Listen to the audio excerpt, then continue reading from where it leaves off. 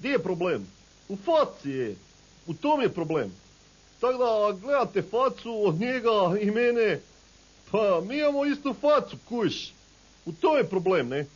Tako da, kad gledate njega, uopće ne kužite razliku.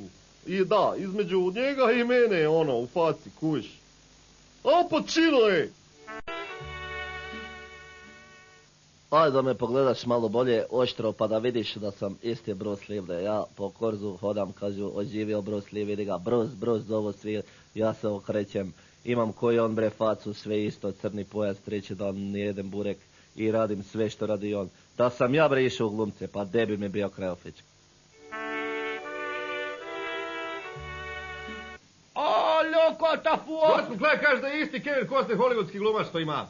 Pa koliko fuon fat? Kaže da njih dvojica potpuno iste identične face imaju. A pa noda čočot. Ko da sebe gleda? Oće nuota čučota fat. Kaže da Kevin Costner još malo lošije glumi od njega. Pa noda čota fata.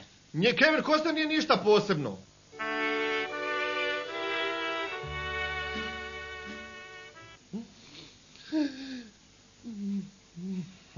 Sad nam pogledajmo.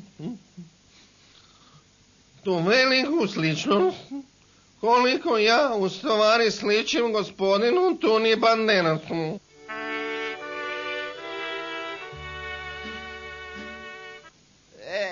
Niste opet se pogrešili, nije Bruce Willis na telefonu, nego je da, Tomac je na telefonu, znam da sam misli Bruce Willis, pa dobro, šta ćemo sad?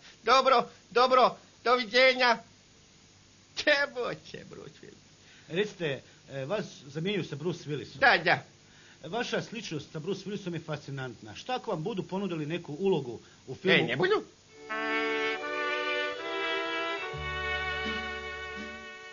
Na kojeg vi to američkog glumca sličite toliko, ministre? Pa ovako meni kažu da jako sličim na ne znam, nekog glumca, možda Richarda, Gira.